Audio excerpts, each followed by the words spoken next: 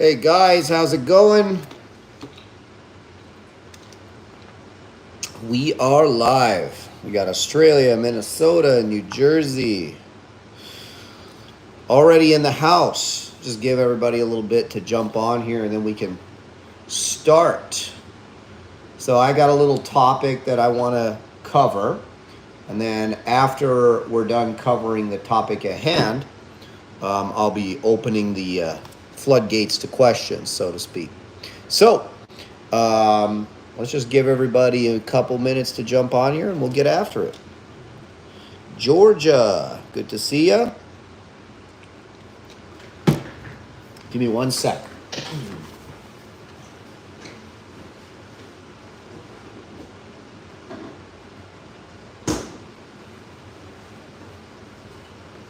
All right.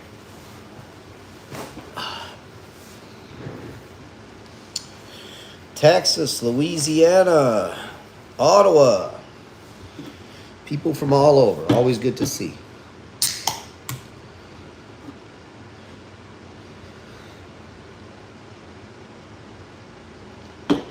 All right. South Africa. My goodness. New York. Idaho. Literally from everywhere. Funny. Poland. All right, let's get started, guys. So here's the topic of the day that we're going to talk about. We are going to talk about success in dog training and things that I've learned in relation to success. Now, incidentally, or perhaps not so incidentally, someone's asking, did I get first place? Well, I will say, we competed recently. I competed with 2 dogs at Quebec Regionals, and that is the Quebec IGP Regional Championship. That is the qualifier to go to nationals to compete for a place on the world team.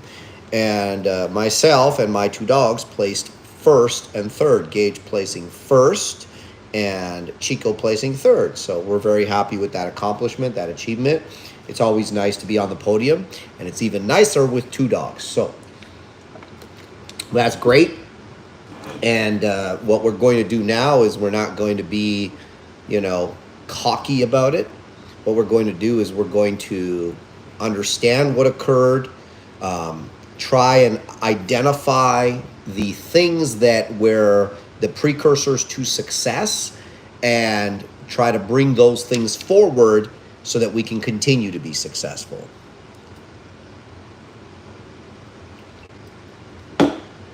Winning isn't everything. That's from Patriot Pups. Well, it isn't everything, but it means a lot. And it's definitely not something to be ignored. We definitely should not overlook winning, because if we overlook winning, whether you are the winner or you're the loser, the room for growth is stymied. Right? So when I look at success in dog training, whether it's in a dog sport, obviously the way that you would measure success in a dog sport is by wins, by titles accomplished and by wins. The other way that you can look at success in dog training is, whatever specific target you're targeting, whether it's an individual dog, making a behavioral change, making obedience with that dog. Success isn't just being on the podium in dog sport. There's a lot of different ways to be successful, and it's all about how you measure it. But regardless, I think success in general has commonality, and I would like to talk about some of the commonalities I look at, I want to see when I'm training dogs. Somebody says not enough likes. Yes, I would appreciate, guys, it costs you absolutely nothing at all if you like the video. Like the video. Anyways, as I was saying, well, we got Quebec in the house. I was just there. Very nice place. Australia, Philippines, Alberta. All right. So here's a couple of things that, I think we should look at when we're looking at what makes success. And I'm going to talk about the trial because obviously that's the most recent success that I've had in dog training. And incidentally, I did a whole vlog on the trial. I filmed everything, so there will be a very nice YouTube video that covers the before and during the trial, so you guys can kind of be right there alongside me and kind of see what happened, see all the angst, all the excitement, you know, the highs, the lows, so on and so forth. But success happens before you actually get to the trial, before you get to the outcome. And there are a couple of things that I've learned along the way that have led consistently to success. And then there are some things that I've noticed that have led to failure, right? And this is just my personal journey. Maybe other people have learned different things, which is absolutely fine. Now, here's the thing. The first thing is consistency, right? Consistency in application, consistency, right? In terms of how often are you applying the training? So for instance, preparing my dog for IGP3, consistency comes from number one, competing at the IGP3 level, making sure my dog understands all the component behaviors they need to be able to exhibit in all phases of the training, right? My dog needs to understand tracking. Well, tracking is actually a wide spectrum of things. What is tracking? Tracking is how do we start the track? Okay, how do we indicate articles? How do we make corners? My dog needs to understand how do we do long, straight stretches? You know, all sorts of different pieces that make up tracking. My dog needs to understand intrinsically each one of those components. I need to know where my dog is strong, where my dog is weak. I need to have a consistent dog. When the dog isn't consistent, when the dog, you know, can't accomplish the spectrum of things that we identify as tracking, right? Or really struggles in different places in the track, then we wouldn't say that the dog is consistent in tracking. We might say, yeah, my dog consistently makes good corners, but struggles to indicate articles. You know, my dog gets to the end of the track consistently, but he has speed issues all throughout the track. Understanding what the problems are and then training consistency into the dog in those fundamental pieces, right? That is the biggest thing. I'll tell you one thing I've seen, right? Whether it's, you know, pet training, sport training, whatever. Hard work beats talent every single time, right? Hard work beats talent every single time. Why? Because the person that works hard is consistent, okay? The person that works hard is consistent. They are always there. They are always working. They are always making the training. Now, there is a caveat to that, but first let me say this. I have seen many trainers in the sport of IGP, which is 3 phases, arguably probably the most complicated dog sport that you can be involved in, just simply because there are 3 separate phases with such high demands, okay? Now, the trainers that are consistently, that you see, there's a lot of trainers that you see winning, right? That you might watch their training, and I've seen this, where you look at them train and you're like, yeah, you're like a decent trainer, but you're not like what I would consider like a super talented trainer. You know, like the training isn't like wow, there's no wow factor. It's just consistent. It's clear, it's consistent. Even sometimes it's not so clear, it's consistent. And consistency beats being, you know, super talented just about every time. Now, the one thing that doesn't beat, that will beat consistency is talent and consistency combined, okay? So if you're talented and you're consistent, obviously you're gonna beat the person that's just consistent, right? So consistency is key. And again, whether you're training pets, whether you're training sport dogs, whether you're training police dogs, I don't care what it is, getting out there and doing the right things, making sure the dog understands the components to success, that is the key. Somebody says, until talent works hard. You're very right. Here's what I find. A lot of time, talent does not work hard. Talent does not work hard because they see success sooner. They see the precursors to success sooner. Oh, look how good my dog looks in the training. Oh, you know, it's fast for me to train these behaviors. And they become complacent, right? Early success creates complacency in many cases. I've seen this over and over again where somebody, you know, sees some early success. They're able to make a nice picture, but they don't put in those final reps. They don't put in that finishing touch on the dog that creates that consistency. And being able to identify consistency or a lack thereof in the dog is really important. So with Gage, for instance, my dog that I came in first with, He's not half the dog Chico is. Chico is the dog I came in third with, right? He doesn't have half the genetic talent that Chico has, but what Gage has is 4 years of consistent training. Training that wasn't always the best training, but it was consistent training, making sure he understood each component to the behaviors that we call protection, obedience, and tracking, right? There were times, right? Right now when I pick up Gage to go on the trial field, like I could trial right now, right? And we'll do okay. Okay? And that's coming off of a trial. I can go trial him right now with no practice and we'll probably do just fine. We'll probably, be up there. I don't know if we'd be on the podium without properly prepping, but we'd be up there. Why? Because the dog has developed consistency and reliability across all 3 phases, right? That is really, really important. How do you create consistency? Well, obviously it's not just about showing up, right? There's a lot of people, they show up. I know people that have been training dogs for 30 years, and they'll tell you, I've been training dogs for 30 years, and they still suck at dog training. Why? Because their training, they might be doing it on a regular basis, but it's not consistent. Their application of reinforcement is not consistent. It's consistently inconsistent.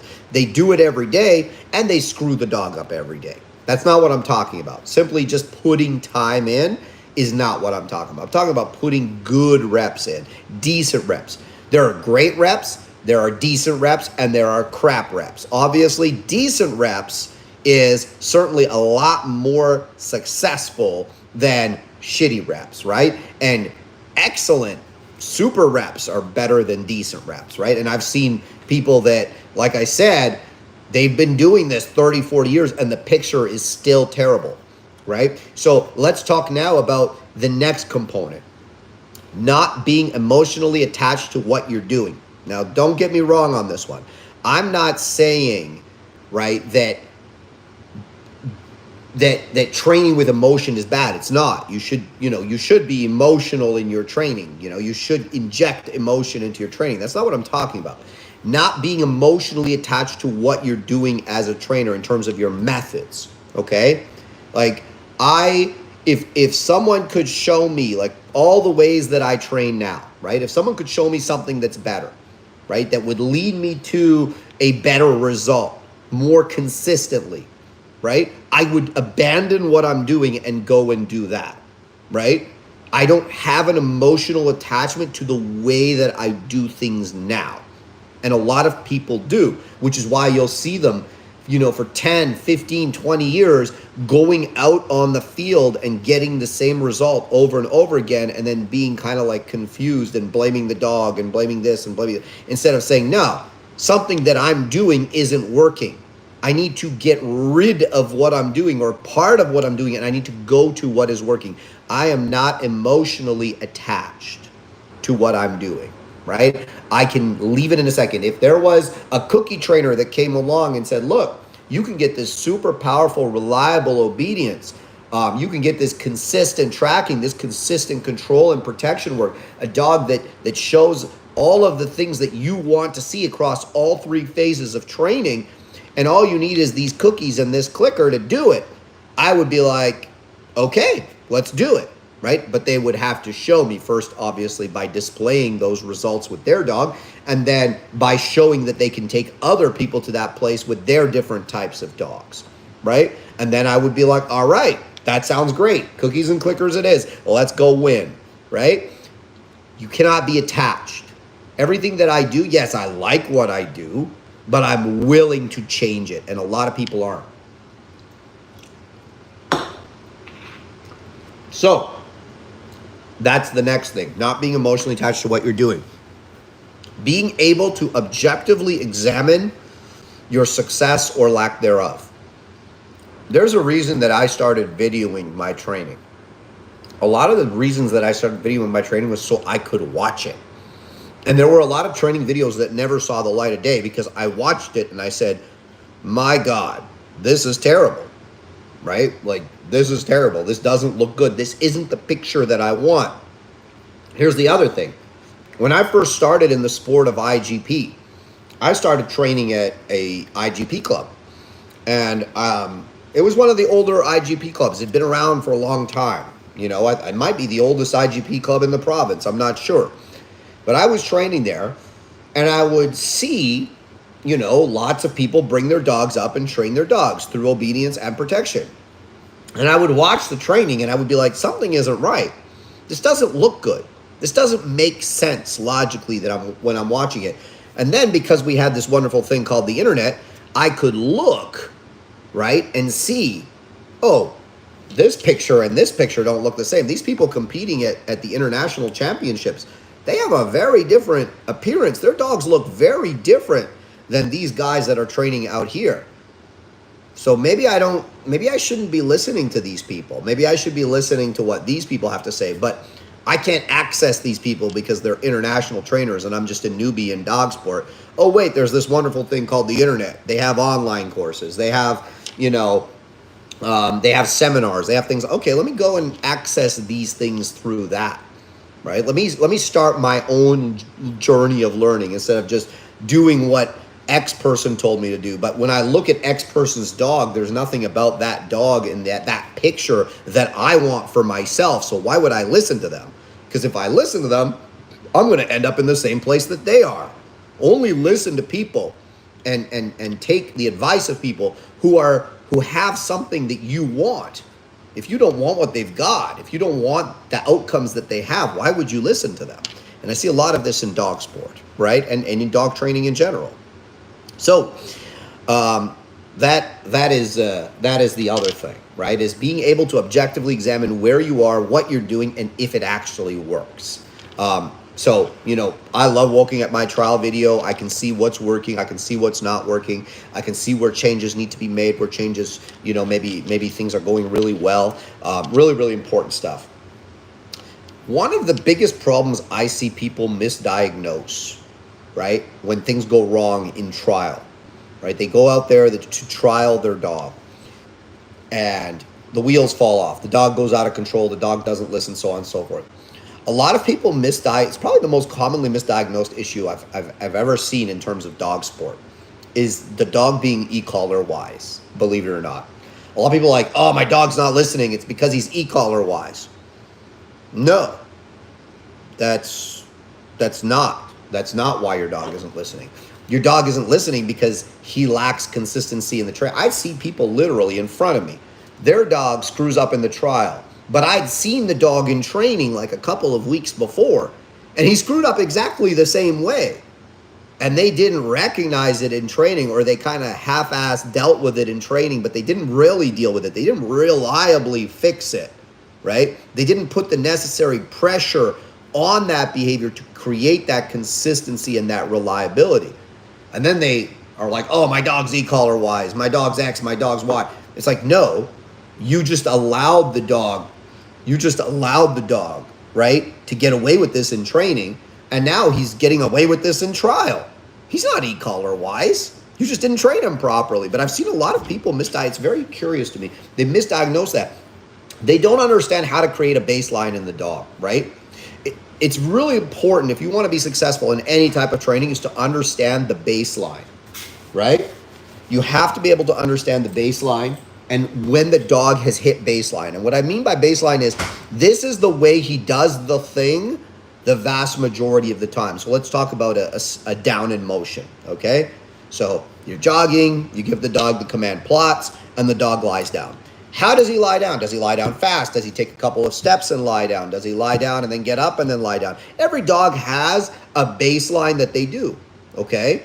Now, let's add reinforcement. Let's add positive reinforcement. Let's add negative reinforcement to it. Maybe we're using an e-collar. Maybe we're using a ball. Okay, now we're influencing the behavior. Are we using a little bit of body language? Am I stopping when I tell him to down? Am I pausing? Am I dropping my shoulder? Am I looking down at him as I give the command? These are all things that help the dog, the positive, the negative, the body language from the handler.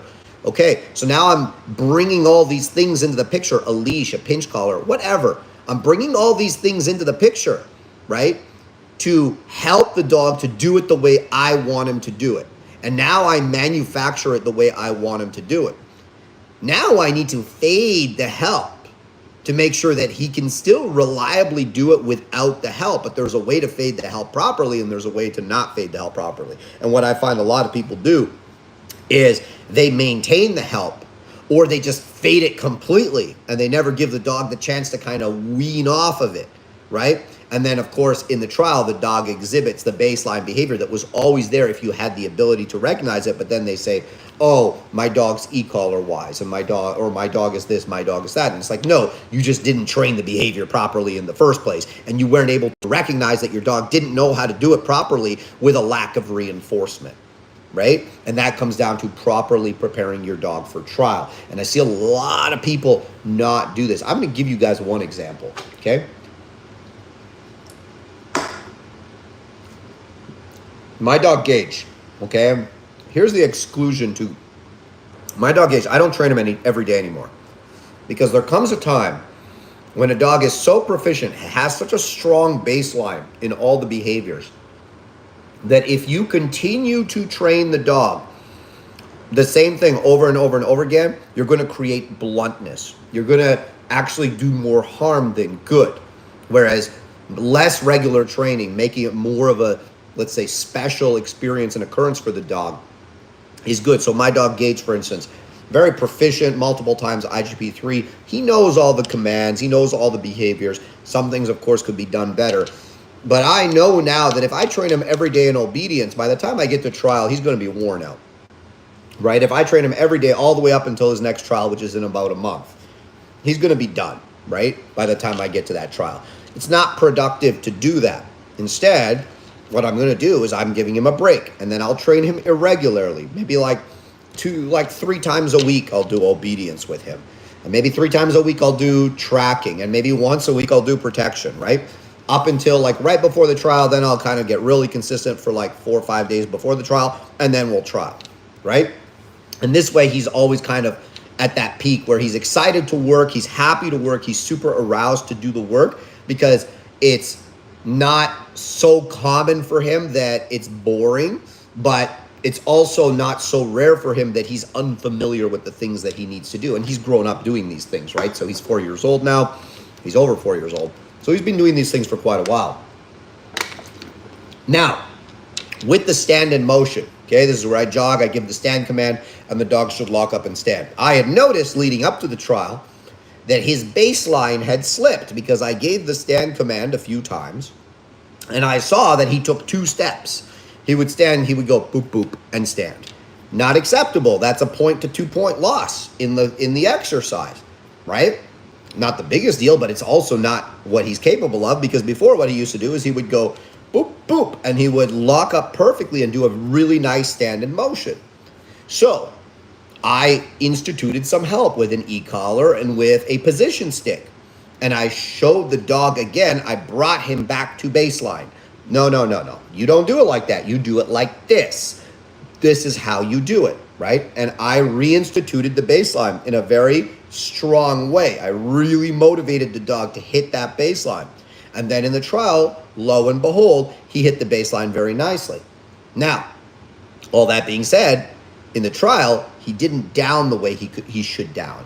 He could down a little bit faster, a little bit cleaner. He was a little bit sloppy on that down in motion. And that's something that I will fix for the next trial, right? Very few dogs will be completely perfect in a trial. But being able to recognize baseline behaviors and saying, yeah, no, this dog he has a really good understanding of this. He's going to do it like this most of the time. I can probably trust that he's going to do it this way, right? Instead of, yeah, when I got the ball here and I got the e-collar on him and I do this and I do that, he'll do it the right way. Well, then he doesn't really have a good baseline, right? So being able to identify the baseline of the dog is so essential to success. Now, I'll jump back to e-collar wise, because I've seen this misdiagnosed a lot. People don't recognize the dog has a bad baseline. So they misdiagnose the problem. They say, okay, well, the dog just didn't listen to me because he's e-collar. No, if you have to correct him all the time to do the right thing, if you have to make pressure on him all the time to do the right thing, not variably, all the time. Like if he's, constantly fighting you on an out, he's constantly leaving the heel position. He's constantly making whatever mistake you want to talk about. And you have to apply that negative reinforcement to consistently make him reliable. Well, he doesn't really have that behavior in a strong way. So, of course, when you remove the negative reinforcement and the possibility of negative reinforcement, the behavior falls apart. It's not that he actually knows what brings the negative reinforcement, unless you were very sloppy in your training. It's just that he knows the negative reinforcement isn't there, and the lack of negative reinforcement compounded throughout the day, or maybe a couple of days if you're in a long trial, have created, right, the baseline, the real baseline, not the imaginary one that you constructed for yourself. So being able to identify that and understand that. Here's the other thing. There are a lot of trainers I find that overcomplicate things. They make training way more complicated than it needs to be. It's part of the human condition, I guess. The best trainers in the world that I have trained with, right, that I have seen train, are very simple. Very, very simple. It's so simple, you're like, why didn't I think of that? You know? Or why didn't I just do that? I kind of like already knew that. Why wasn't I doing that? Why was I doing this like overcomplicated thing with a dozen steps? And, you know, it's like algebra when I should just be doing basic addition and subtraction, right? There's a lot of trainers I see that overcomplicate things. They overthink, or they're too much of a perfectionist, and they focus on things that aren't important. And then, of course, the wheels fall off because they haven't focused on the things that are important, right? This is what's really important. Don't overcomplicate your training. The more complicated it is, probably the less effective it is, and, you know, less likely that someone else is going to be able to duplicate it. And I say this as someone who is in the business of teaching other people, you know, how to train their dog, how to do the various things. Very important, right? And I see so many trainers needlessly overcomplicate their training. They're too in love with their own, let's say, intelligence, right? They start thinking they're like, you know, some kind of dog training savant. And maybe they are. I've actually seen some really like talented trainers do this. And they just overcomplicate it when it really needs to just be simple, right? They overcomplicate it and they screw things up. So don't overcomplicate it, and don't be a perfectionist. And by don't be a perfectionist, it's like every dog has a certain genetic predisposition to do things a certain way. So for instance, healing, right? Like you'll see dogs heal a number of different ways because of their physical structure, because of their drives, because of, you know, various other variables. But you'll see some trainers become very addicted to a specific look in healing, and they have it in their mind that their dog is going to walk like that. But that form of walking is just not easy for the dog, just simply because of the way he's built and the way he's driven. And by really making so much pressure there, they lose focus on what's actually important, all the other fundamentals, the retrieve, so on and so forth, right? So it's really important. Don't overcomplicate your training. I see a lot of people doing that. So with Chico and Gage, I was able to go out there. Now, I said leading up to this trial, I did not trust Chico. And I got to say, he surprised me. He surprised me in obedience because he was a lot more consistent with me than I thought he would be, because I was still having to help him a lot with all the behaviors to make them the way they needed to be. Now, one thing is that it was very hot, which brought his drive down a little bit. Like, it was extremely hot on our obedience day. It was like 30 degrees, and it just hasn't been that hot here on a regular basis. So he wasn't really ready for that heat. Like, all the dogs were just pooped, right? And he was out there for, you know, we did the long down first, right? So he was out there for 15 minutes. And, you know, I think that level of, you know, heat brought his drive down enough that it actually made it easier for him to perform the behaviors correctly. Now, towards the end of the routine, I would have liked a little more from the dog, but knowing how much training we've had, you know, he gave me what he would be able to give me with the training he had at that point. Now, somebody asked me, if Chico's better, why did Gage outperform him? Gage outperformed Chico at that trial by a few points in every phase because his training is more consistent. right? Not because he's fundamentally a better dog. His training is more consistent. He loves to do all those behaviors just a little more than Chico does. And he has just a bit of a better understanding, a little more reliability surrounding all those behaviors, right? That's fundamentally it. That's why he outperformed Chico, not because he's the better dog. Objectively, Chico is the better dog, but the training is a lot less consistent because I've had him a lot less time.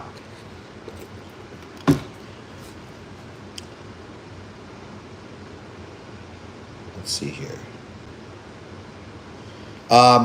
So yes, these are a number of keys that I've seen that are precursors to success in dog training, right? Consistency, not overcomplicating things, being objective, not being emotionally attached to the way that you do things, being willing to change if what you're doing isn't working. And then there's the final piece that I will say in relation to, me being successful at regionals is, I would say, and this is, I'm sure, depends on your personal belief, but, I give praise be to God, right? Because at the end of the day, it's an animal. It's a dog. And you can do whatever it is that you do, but there's always that element of it's a dog, and dogs will be dogs. Dogs will sometimes do things that you didn't see coming, right? They'll do things, they won't out. They won't, they'll lose the track. Anything can happen because it's not just you, it's you and your dog, right? So there is obviously that element of, some people would look at it as fortune or luck. I view it as God's blessing. If God obviously blessed me with success on that day, and that's something that I should be grateful for, and that I'm obviously very grateful for, because things can happen.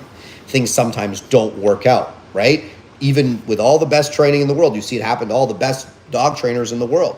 They've won multiple world championships. They'll go out and one day their dog won't track, or one day their dog won't out, right? There's no one that wins every single time. There's no one that's successful every single time. There's always things that can happen. It's being able, when those things happen, to objectively look at what happened and say, okay, is this just a misfortune? Is it really what it is? Is it just a one-off, or is this a hole in my training? Did I make a mistake in the preparation? Could I have done something better? And I think the answer to the last question is almost always yes, you could, right? So at this point now, I've been successful at the regional. I plan to enter gauge at the Canadian Working Dog Championship in about a month, maybe a little bit less. And I'm already kind of thinking about my next trainings. Like, I haven't really done anything since the regional, but now I'm thinking about my next trainings. Like, what should I do with my dog? What would be the most advantageous route to take in preparing my dog for that championship? Because I guarantee you, if I don't do anything, if I just go out there and just kind of train him, I'm not going to see any success, right? I need to have a very strategic approach to how I prepare my dog, and maybe it'll work and maybe it won't, right? But that's part of the fun of the game, right? Is really testing your training across those three phases and comparing it to what other people are doing.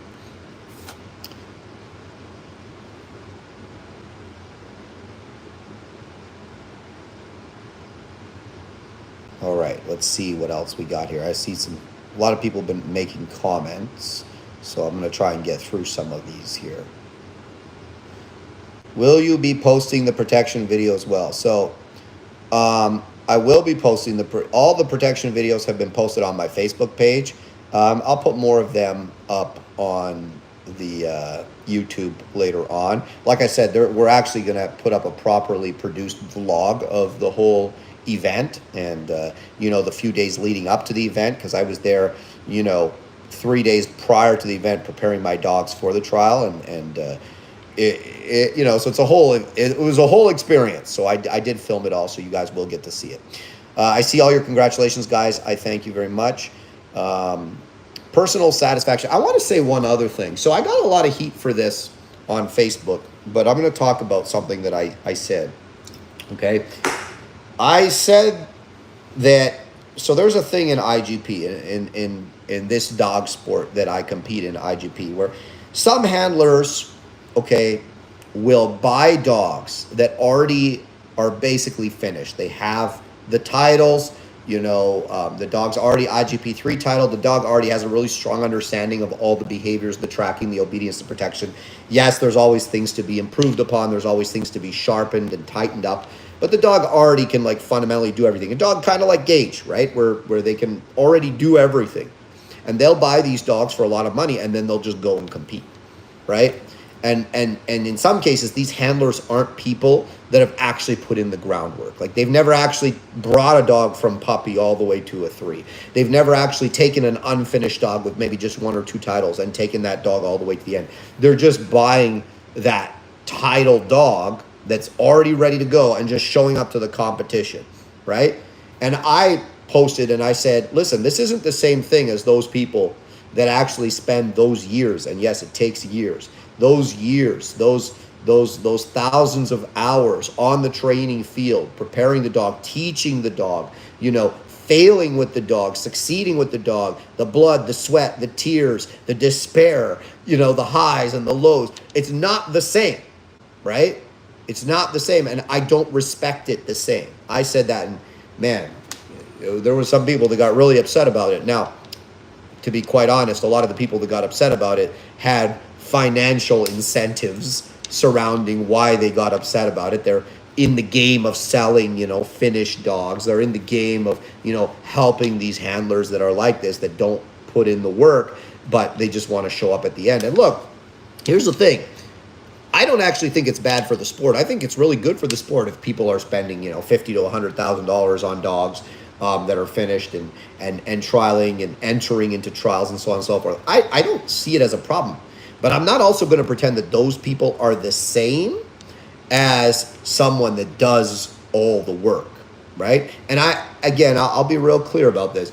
If you're like a handler that's already been there and done that, and you want to buy a dog that, already has titles, and, a dog that's already, either close to finished or somewhat finished, and you want to run that dog, by all means. You've already been there. You've done the work. You know what's going on. Maybe you see something in that dog that makes you want to compete with that dog at the high levels. You don't want to go through all the puppy work again. That's fine. I'm not talking about that. I'm talking about people that want to pretend like that they're like super skilled, fantastic handlers, and trainers, because all handlers are trainers to some degree, but they're like these experienced trainers because, they're out there finishing high places in competitions with dogs that they haven't actually really trained themselves. They're taking somebody else's work and showing it. So, a lot of people got upset with me about that, but I'll tell you this, being successful with my 2 dogs, podiuming with my 2 dogs, Gage finishing first and Chico finishing third, it was an extremely satisfying moment. And it was a satisfying moment not because of the accomplishment in and of itself. I mean, really, what is the accomplishment? It's not like you're winning money or anything, right? I won a bunch of, $15 plaques or $20 plaques. It's really, in and of itself, not that exciting. What it was it was a culmination of many years of work, many years of failing, many years of blood, sweat, tears, right? Figuring things out, going through the process of failing upwards, right? Like failing and then figuring it out and then failing again and figuring that out and going through all of it. That's why it was so exciting. That's why it was so satisfying. And I'm sure, if I'm able to accomplish something similar again and able to win something again, it'll be that same experience because I've gone through that. Now, if I had just bought the dogs finished, ready to go, and I put a little bit of work in and showed up, it wouldn't have felt even halfway as sweet. Now, being real clear about something, I purchased Chico with an IGP2 title. I've been very transparent about that. So I did finish him out to his 3, but he did, of course, have training already. And as I've gone through in my thing, a lot of it, I had to change some things. I wasn't happy with a lot of things. So, I finished the dog, but I didn't do all the work on Chico. I have done all the work on Gage. I bred Gage, and I raised him from puppy onwards. Here's the other thing. I'm going to tell you this. Don't quit. With Gage, when I took him as a puppy, I said, I'd gone through a phase where I had quit a lot, right? Where I'd taken a dog and said, okay, I'm going to train this dog. And then I found something wrong with the dog, something I didn't like about the dog. got rid of the dog, sold the dog, got another one. Same thing. I'd gone through a few dogs like this where, oh, this dog isn't quite perfect. This dog doesn't quite have what I want. There was always a reason to not do it. And I recognized that, oh, hey, this is a bad path we're going down. So I saw Gage as a puppy. I liked his drive. I liked, how amped up he was, how aroused he was. And I said, you know what? I'm going to take this dog, this puppy, and I'm going to finish his titles, regardless of what happens. Whether I love him, whether I hate him, I am going to finish his titles. And then once he's finished, I'll decide whether I keep him or not. So last year I finished the titles. And by the time I finished the titles, by the time I went through all the blood, the sweat, the tears required to train the dog to the level that, we finished his IGP, finished him out at his IGP 3, I was not interested in getting rid of the dog whatsoever because of all the work that I had put in. And because I recognized that there was enough there that I could accomplish something with the dog, right? But there were times when the dog didn't want to track. There were times when the dog was nervous in protection. There were times when the dog didn't want to do obedience or wasn't doing obedience the way I wanted him to do obedience. There were many struggles along the way, and there are still struggles. Don't quit. Keep at it. Keep working, right? Recognize, be able to okay, I'm not talking about, look, if your dog really just doesn't want to be there, of course, don't do that. But if your dog, if the dog maybe isn't perfect, and very few dogs are, but there's enough there. Why quit? Don't quit. You've got the one dog. In most cases, it's just one. I have two right now, but in most cases, just one. Time to move forward. Get it done, right? Finish the dog and then make your decision. Conversely, I see some people that are doing really well with a dog, that are really good trainers, but they just have a dog that really doesn't want to be there. It's a struggle for that dog. And it's like, okay, well, you finished the dog. You've done all you can do with this dog. Why are we continuing to force it? So everything is kind of 6 of one, half a dozen of the other. All right, let's see here. What else we got? I see all your congratulations, guys. I thank you very much. Marion Froome says, I think wins give us a good gauge on what's working in a trial environment. Congrats on the 2 wins. It shows that your training is leading to success. Yes, thank you very much. When are you going to do updated videos of your present Canario? Wilson? Bro, you're years behind. Wilson is long gone. He was sold many, many years ago. Congratulations on not only winning, but doing it with a phenomenal performance. Thank you very much, Gregory. We try to always put our best foot forward on the training field. What else do we got here? It's based upon a judge's opinion, interpretation. It's not like show jumping, pulls left up, where there's no opinions. Everything is in dog sport, to some degree is based on a judge's opinion. At the end of the day, the cream rises to the top. I would say that I got screwed in nationals last year in the obedience, but I would also say that my track was not as good as it could be, right? I would say that my protection score, conversely, was very accurate last year in nationals. So yeah, I took a shellacking from the obedience judge, but guess what? There's been other trials where I haven't taken a shellacking, but showing consistently. Yes, you're going to run into the judge that hates a certain thing about, maybe they don't like you, maybe they don't like a specific thing about your dog, and they point you accordingly and they give another guy a leg up on you. But if you're consistent across 3 phases and you're consistent every trial, the cream rises to the top. We don't blame judges all the time. Yes, a judge can affect one trial. They can't affect all the trials. Does hard work beat money? Of course it does. How are you going? We've already discussed. Look, you can be a really rich guy. You can go out there and spend 50 to 100K on a really nicely finished dog. But if you don't work with that dog, if you just show up on trial day, you're not going to have success. Now, do you have to work as hard with that dog as somebody that's starting a puppy? Of course not, right? And that's an example where money can obviously give you a leg up and get you to the finish line a hell of a lot faster. But at the end of the day, I find that those people that just buy the finished dogs, they very rarely win regularly. Like they're very rarely like just constantly on the podium. Usually the people on the podium are people that have been there and done that. Even if they're at the point now where they're like when I'm older, I probably won't do the puppy thing anymore. Like I'll probably take dogs that are close, like let's say they're a IGP1 or whatever. I'll take the type of dog that I like and I'll just finish the dog and show the dog. But I've already been through all the beginning stuff. I've already done all that stuff. And I'll tell you what, I'm very thankful for all my failures. I'm thankful for all the challenging dogs I've had, all the grip issues, the tracking issues, because each one of those issues that I worked through, now I have so many tools in my toolbox that when a client brings me their dog and needs help with their dog in relation to something, whether it's a grip issue, whether it's a drive issue, whether it's a position issue, whatever it is, I can help them because I've been down that road versus the person that just bought the nice dog from the beginning and trained had a relatively, easy way down that road and, they're trialing.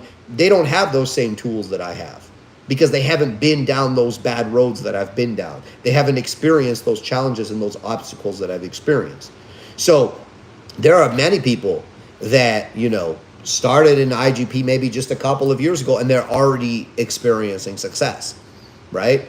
But for some of us, the road was longer. For me, the road was longer. Why? Well, there was a number of factors. Consistency. In the beginning, I wasn't very consistent, right?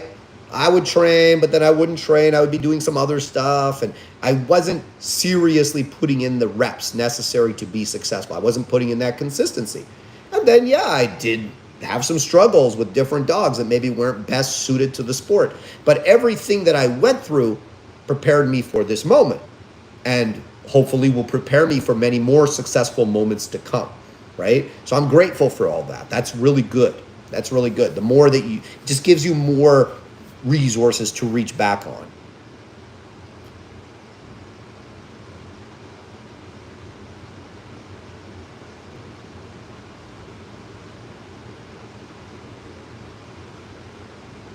Let's see here.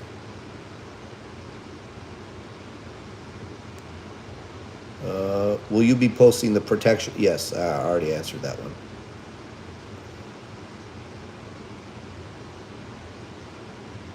Is Chico comparable to Onyx? They have a comparable drive level. I think Chico is actually a little bit more high in the prey. I would say, I would say Onyx was a bit more of a, for lack of a better word, a motherfucker. Chico is more like just really driven. He's still dominant dog, but he's not as much of a motherfucker as Onyx was. Like, I can give Chico to somebody and like have them walk him around and stuff. Like he's not going to eat them. Onyx was a lot more antisocial than Chico is, or was, I should say, is, because they're both still alive. So yeah, they are quite different in terms of the training.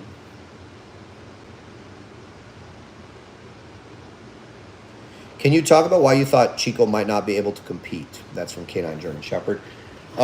Yes, because when I was training him, I was helping him. I still had to help him a lot for him to do all the exercises properly. I still had to put a lot of pressure on him to keep him where I wanted him, to keep him here in the baseline. He wanted to be here or here or here. I want him like this. I want consistency across everything. And I was really having to hold him there. I wasn't able to just free him and have him stay there. I still had to use a lot of reinforcement to keep him where I wanted him, and that's never a good sign. I mean, it worked out for me this time, but I know if I trial him again too soon, I'll see probably a significantly worse performance. So I know better than to do that. We're going to spend a lot of time now working.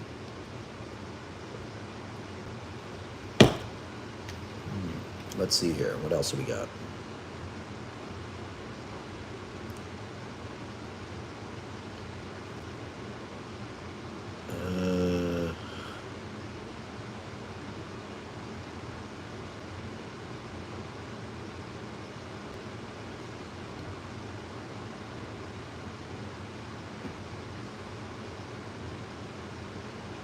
Sorry, guys. I'm just reading through all this stuff here.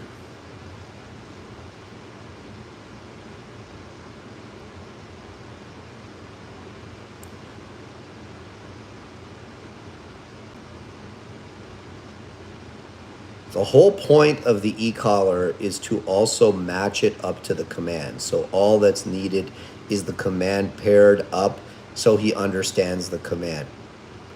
I don't know about that, my friend. There's a lot more that the e-collar does. I wouldn't just pair it with a command and hope the dog figures it out.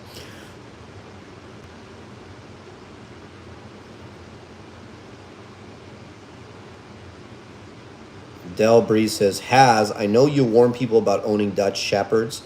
I owned a working / show import GSD. Dog was awesome, but didn't have enough drive. Well, yes, because it's a show dog. Would I have anything to worry about owning a Dutchie? Yes, you would. My dog came from a 2-year Seeger show champion. Yes, you had a show dog. Those are very not comparable. Show dogs aren't even really comparable to working line German Shepherds. They're basically a completely different breed at this point. So that's really not going to, it's not going to give you any kind of frame of reference. The problem with Dutch Shepherds is generally they tend to carry a lot of handler aggression. A lot of people that buy them, especially in North America, they buy them from people that don't really know what they're doing in the breeding, so they're actually not good. They tend to be quite nervous dogs. Or if it's a good dog, it's just too much dog for someone that's not experienced and isn't like an experienced working dog trainer / handler. And it's just not a good idea. So no, don't get a Dutch Shepherd. There's just not enough of them out there. Most likely you're going to end up with not a good one. And if you do end up with a good one, most likely it'll put you in the hospital. So, yeah. Ways to condition a dog other than bite work. There's a lot of ways. Run the dog next to your ATV, swim the dog. Exercise is exercise. Guys, stop asking about Mace. I've repeatedly said that Mace has been sold. He's been sold many months ago. He's in the United States currently, and I hope he's doing well. And that's it. There's nothing more to be said about him. Let's see here.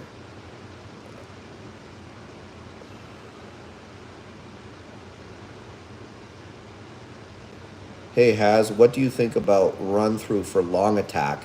I've been doing a lot with very few catches, and my dog has gotten way faster and is jumping way earlier. Yeah, it's good as long as you're consistent in where you're presenting the target for the long attack. A lot of people get fancy. They overcomplicate it, and they create a lack of consistency in the dog. Show the dog always the same place and make sure it's a realistic placement for the sleeve, that's what the dog will see in trial, right? And just have the dog go through over and over again. What you're finding is consistency brings power, speed, right? Power and speed come from consistency, come from a clear understanding of what the dog should do. When a dog isn't sure about what to do, then you can see a lack of power, a lack of speed. A lot of people think power and speed come from doing super secret squirrel training, super fancy training. And in many cases, it just comes from being consistent and showing the dog repeatedly the right way how to do something. All right.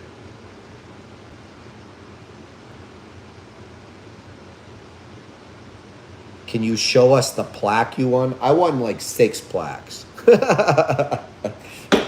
Here, I'll show you guys one. I mean, whatever. There you go. Oh, this one's Chico. IGP 3, 3rd place. Ooh.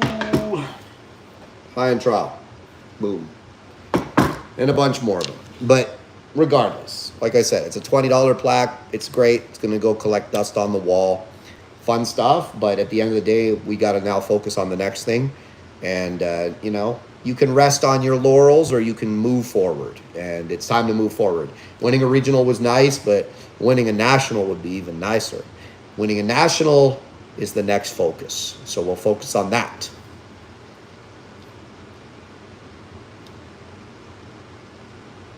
Is Gage your only house dog? Do you think living in the house affects his training? He is my only house dog right now. Well, I have a Chihuahua as well, but she's not really like a dog. She's more like a stuffed animal. An annoying stuffed animal. But Yeah, no, it doesn't affect his training. He's been living in the house since he was a puppy. There's a lot of people that believe that a dog living in the house will like somehow take the edge off of them. I actually find that when I kennel gauge, he's not in the best frame of mind. He's not at his best. A good working dog is a good working dog regardless of where he's kept. But I find that he's actually at his best when he's living with us in the home.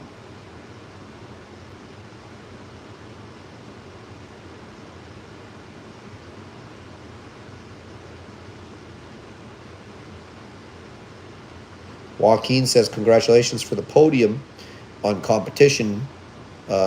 Still working is the correct vision. Yes, I agree with you there. If you only could have one collar, which model and what brand do you recommend for a working line German Shorthair Pointer? Again, I like simple e-collars. I don't like overcomplicated e-collars. A Dogtra Arc is nice. The Boss, the ET800 Boss setup I like. You know, that's fundamentally just a simple e-collar. There's no challenge in buying a pre-trained and finished dog than winning a title. I wouldn't say, Cheryl, that there is no challenge. There is some challenge because you can't just walk onto the field with that, but the challenge is obviously significantly less than if you're training that dog and finishing that dog. My dog has high drive for animals, but not much for toys. How would I teach him to get a better grip and to play tug and not let go? I mean, that's not something that's easy to answer in a live, but what I would do is I would look at what animals do, what prey animals, how prey animals behave, and I would try to make my toys act like prey animals. And if you can figure that out, then you're going to be able to make your dog interested in those things.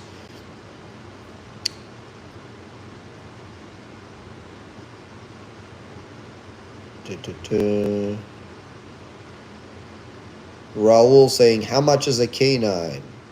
Prices vary. Depends whether you want a finished dog or not a finished dog. I don't really ever answer these questions here, but I'll say this, you know, they're going, how much? I mean, generally, if price is a big problem, maybe get yourself a puppy because they're much more reasonably priced. Everything costs money, especially a dog that is the product of quality work, you know. Buying a colt is a lot less pricey than buying, you know, a nice finished geldings or a nice finished stallion that already has a lot of training on it. Just watch Chico's Protection. What a terrible attempt at a catch from the helper on the long bite. Connor, I do believe the helper did make a mistake on the long bite. I believe he moved the sleeve slightly too soon. You know, some people say Chico didn't jump soon enough. At the end of the day, mistakes happen. People are human beings. You know, the judge saw that it was a mistake and didn't take points that he could have taken from me for that, which I appreciated. The helper, you know, was appropriately concerned for my dog's well-being, asked how things were doing.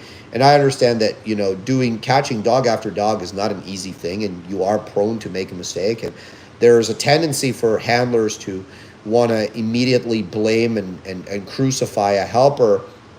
And that is not my predisposition or tendency. There is a time maybe to hold someone accountable for something. I don't think that was the time, and I don't feel that what happened was egregious enough to mention it again.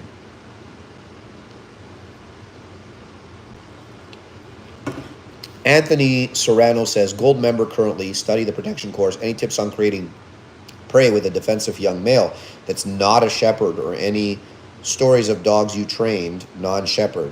Congrats on Gage and Chico. Anthony, I go through that process, and it's the same process that I follow for pressas, bullies, any dog you can think of. The process that I outline in that course is the same process. There is no super special process that changes depending on the breed of the dog. We start with the dog in the corner, and we work out of the corner, just like I show in the course. If your dog isn't responding to that, either you're doing something wrong or he's just not the right dog to do that type of work. My Mal gets amped up at the 1 meter hurdle and has a tendency to slam into it on trial day because of being crazy to get to the dumbbell. On the return, he usually has no issues. Any advice, please? Well, Toby, Chico has this problem as well. He does tend to hit the hurdle on the way out, and it's simply drive, right? So, you know, there comes a time in a dog's life where it's like, you know, what can I really do here? Like, you have to make a consequence for hitting the hurdle that outweighs the dog's excitement to get over the hurdle and retrieve the object, right? And when the dog's in prey, they tend not to jump as well as they normally should. So what you need to do is you need to come up with a way to show the dog that touching the hurdle is unacceptable, a way to create a consequence for that dog. A lot of different methods. People will string a line across the top of the hurdle. People will put two smaller hurdles on either side of the big hurdle so that the dog has to jump longer. People will put fishing line across the top of the hurdle, that, like, you know, low test fishing line that'll snap when their feet hit it, and the dogs don't like that feeling on their feet. Some people will just put like bamboo canes across the top of the hurdle. There's a lot of different things that you can do to make the act of touching it unpleasant. I find that a lot of Malinois tend to be sensitive in their feet. So if you put like bamboo canes across the top of the hurdle, when they jump over and they crash into the canes, they don't like that, and you'll see that they generally jump a lot higher the next time. Can dogs have PTSD? They can certainly have learned experience that create classically conditioned associations that are not productive. So basically, yes.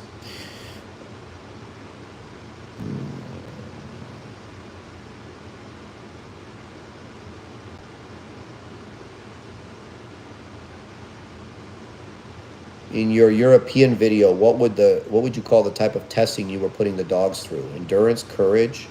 There was no endurance. I was not doing like a lot of exercise with the dogs. Endurance is something that can be built. I'm testing the courage, I'm testing the temperament, I'm testing the drives. That's what I'm looking for. Travis says, how's Harvey doing? Congrats on your wins. Thank you very much.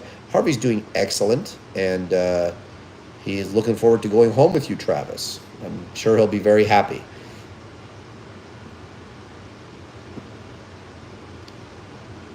We tend to remember our mistakes even more vividly than our successes in most cases. That's a very true thing. That's actually scientifically proven, you know, and it's a mistake to do that. It's best to focus on your success and reflect on the things that you did that led to that success, and then try to replicate those things over and over again.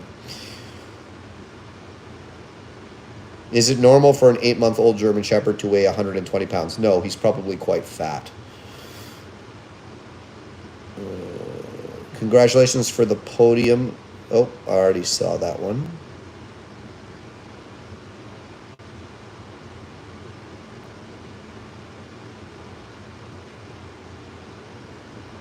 Congrats on great winning weekend. Enjoyed watching the performance online. That's from Shayna. Thank you very much.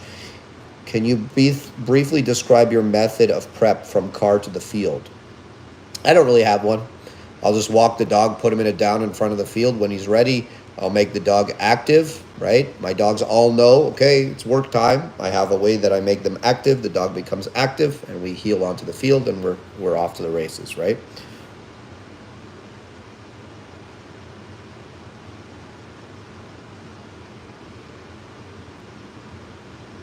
Should start a show like Run for a Million to bring money to the sport. I don't think IGP, the way that IGP is now, the way it's governed and the way that it is, let's say, promoted, there's really no money in that sport right now. And the reality is that the people that are in charge of the sport are generally older. The people that run the organization, they're generally older. They generally have very outdated views on things like social media, raising awareness, you know, all that type of stuff.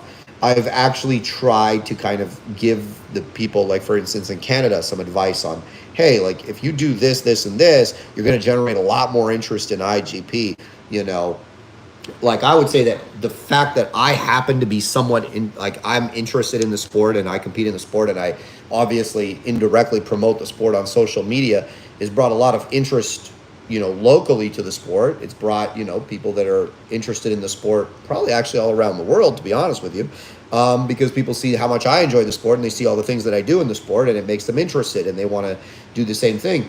Now, the sport of IGP and the organizations that govern it should probably, you know, take on a little bit more of the social media and stop burying their heads in the sand and actually start getting out there and being proactive in their what is the word? Promotion of the sport, promotion of the dogs, the handlers, so on and so forth. And if they do that, or if they ever do that, the money will come. But if they don't, there will never be money, and in fact, the sport will die. So what they continue to do in IGP is buckle to every, IGP is a sport that is based in Europe, right? The governing bodies for IGP are in Germany. In Germany is currently under the steel-shod boot of the animal rights Nazis. And they're constantly trying to appease these people. It turns out appeasement doesn't work. Who knew, right?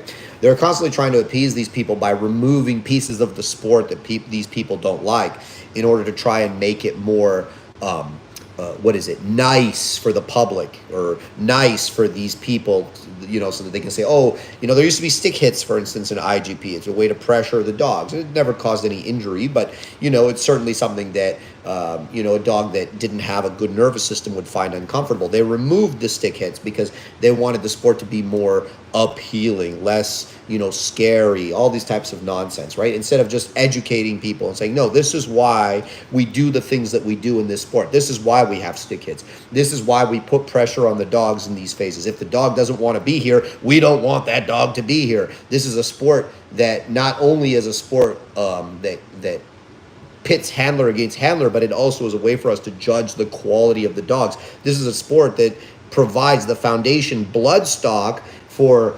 thousands and thousands of police dogs and military dogs all around the world. It is an essential breeding ground. Dog sport is actually where so many military and police dogs come from. Not even dogs that are washed out from the sport. The breeding stock that is produced in that sport produce the police dogs and the military dogs that are necessary all around the world.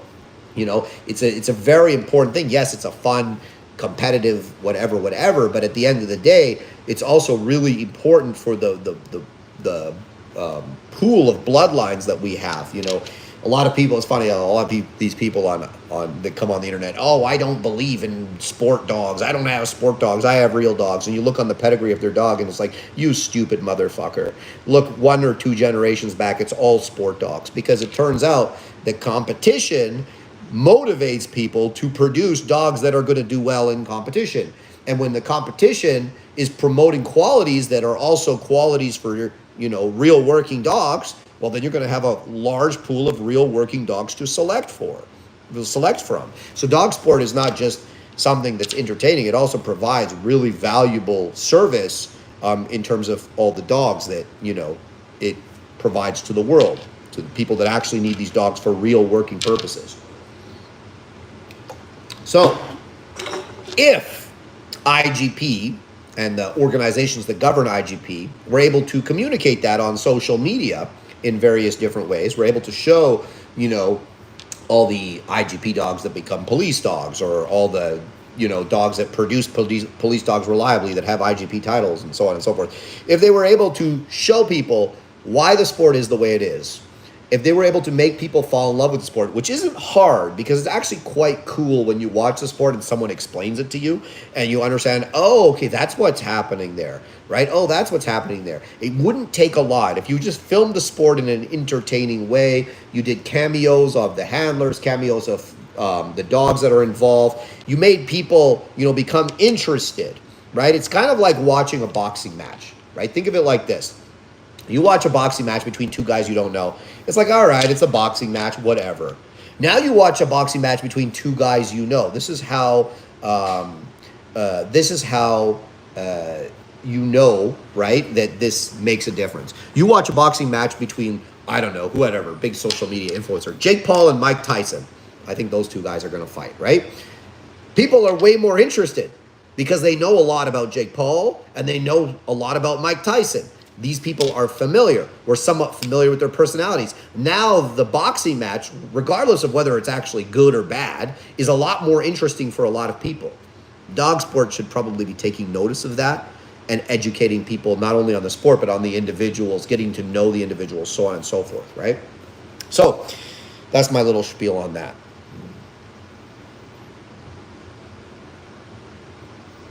Tarek says, hey, the Pro Trainer course is 4K US, so it's about 5,500 Canadian, correct? Yes, that is correct. When is the next seminar in Canada? Stay tuned. There may be an announcement for a seminar in late July, and it's going to be a big one. It won't just be me. There may be, I'm not going to announce it yet because it hasn't been finalized, but be aware, it's might happen. If you have a video where you go over this stuff, I'll go look for it. I was wanting to know your methods for evaluation of dogs overseas. Yeah, I mean, I have a video where I talk about it. You can go and check my videos. Other than that, I don't go in depth, you know. I don't give everything away. Any quick tips for maintaining a dog's toy drive in different environments? Play with the dog. If the dog has drive, the drive will be there. If the dog doesn't have drive, then the drive won't be there. You got to play with the dog. You got to make it an enjoyable, exciting, and arousing experience. Sorry, guys.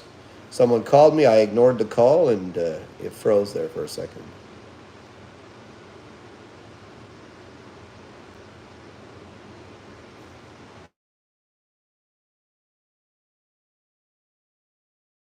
Again, people need to stop calling me. What else have we got here?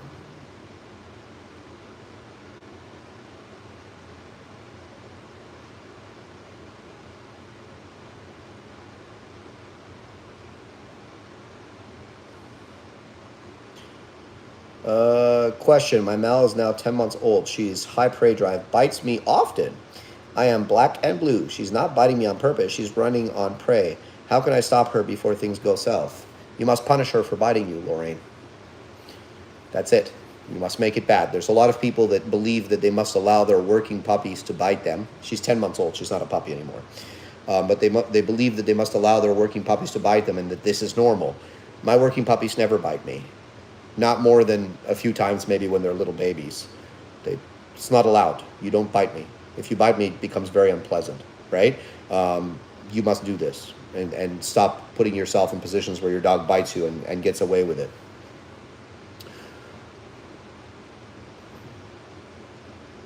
Robert Sterling says, wearing a stealth hat. Looks like we have a tough guy here. Do you know what stealth is, Robert?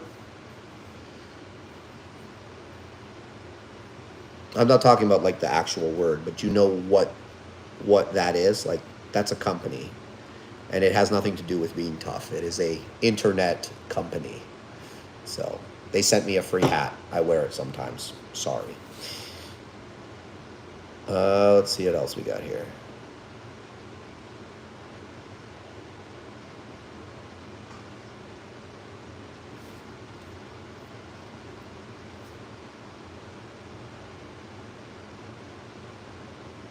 No need to apologize. A lot of people ask me about Mace, so, you know, I don't know. I get it. He's popular. He's a popular dog, but it's in the past now, I hope.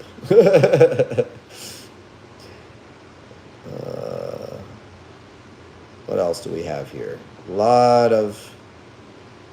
Just trying to sift through all this stuff. How does the military train dogs compared to you? Curious to know their process. Well, I don't know. I'm not a military dog trainer. You'd have to ask one of them, but I guarantee that they're not really training obedience, really. What they need for the dog to do is detection or patrol work. In most cases, the military dogs are detection dogs. They're explosive detection, right? So the dog's working on explosive detection. In cases where the dog has a patrol function, then the dog will be man trailing, and the dog will be doing apprehension work as well. So much like a police dog, actually.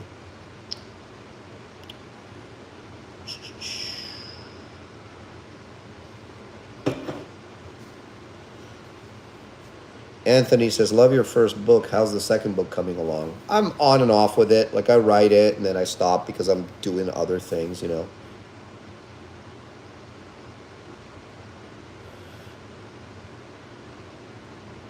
Grim Reaper says, hi, Haz. When will you be testing S-litter puppies and selecting pups for their new homes? I will be looking at the litter when they come here in approximately 1 week.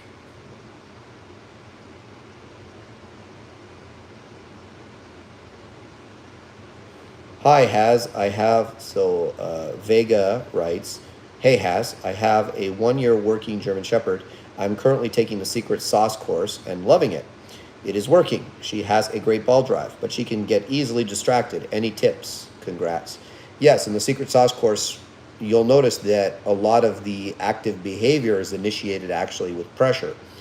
And if you watch through the course, I actually talk about how to use that pressure when your dog gets distracted to maintain activity on you. If it was really working and your dog was truly in a state of activity, your dog would not get distracted.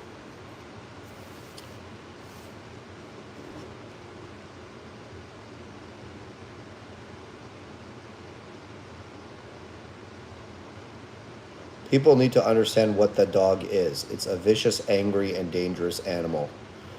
You, sir, sound like an idiot. Perhaps don't talk about things you don't understand.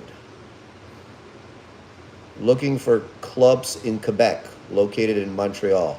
There's a number of, I was doing the regionals. The regionals were held at a club IPO Sport. That's, I think, within an hour of Montreal.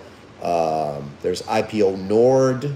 I think there's a number of clubs in and around the Montreal area.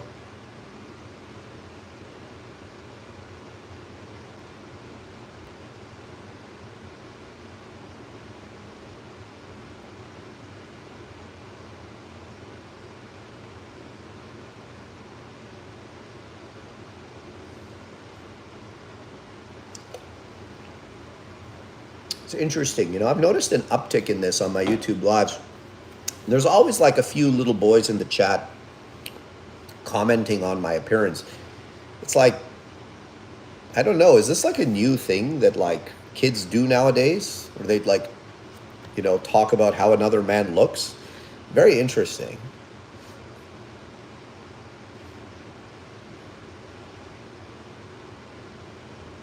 I'm a grown man, so I don't know anything about that. But if that's what the kids are doing these days, have fun.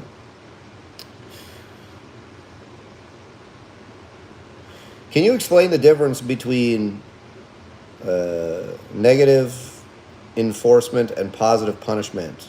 I already did a video on this. I'm not going to get into that again. Fundamentally, punishment creates suppression, right? It creates an extinction in the behavior. It creates a reduction or extinction in the behavior. Negative reinforcement will simply pressure the dog into an alternate behavior or make a behavior more likely. So for instance, if your dog's being reactive and you correct your dog and your dog looks at you, well, you didn't punish the dog for being reactive. What you did is negatively reinforce the dog to look at you, right? And you might think in the moment that that's a good thing, but usually it doesn't turn out to be a good thing. It usually becomes worse down the road. Lorraine says, have a Shield Canine open house. We'll probably have one soon.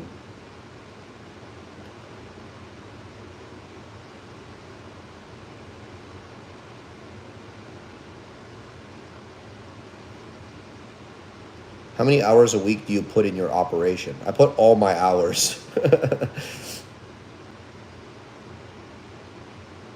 Hokey Pokey says, again, your training has made a huge difference in our lives. Thank you kindly. Well, I appreciate that.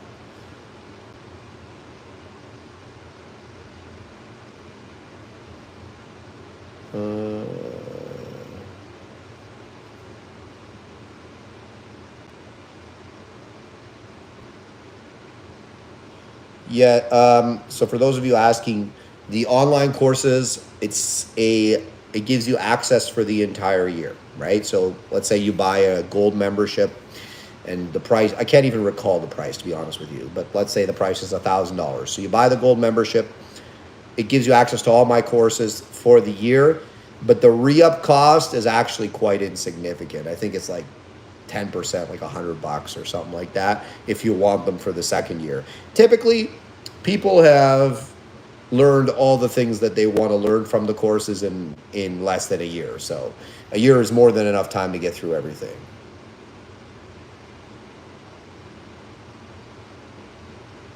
This is John from Minnesota. I'm in the Pro Trainer course. It's been so helpful. I'm just about ready to do a video test. Just need to find a distracting place to do it. My town is too small. Get out there, John. I'm looking forward to marking your test. I really am enjoying working with the people in the Pro Trainer course and seeing the success that they're having. It's a movement that I'm building deliberately, and I'm building slowly. My goal is not to, just fill it full of people. My goal is to get the right people in there and build a group of people that reliably train the way that we train, that follow our methodologies, and that we can have locations, basically we can have trainers offering our brand of training all around the world. So, all right, guys, I'm going to wrap it up. Thank you very much for watching. Feel free to like the video. Connor says, everyone has IGP-focused courses on dog training, but I can't find any just on helper work. I would like a video course to study so that in training I can put more focus on catching and reading dogs. So, I mean, look, catching dogs is something that you must learn in person. It's not really something you can do over a video course because it's a physical skill. Understanding how to read dogs, if you have my Protection Foundations course, Connor, that gets into how to read dogs. You're never going to go to a helper seminar and actually learn how to read dogs. Reading dogs comes from many years of experience, and then understanding drive states and how those drive states will impact performance, understanding how you can affect the drive state of the dog, so on and so forth. All right. Okay, guys. Thank you very much. I'll see you on the next one.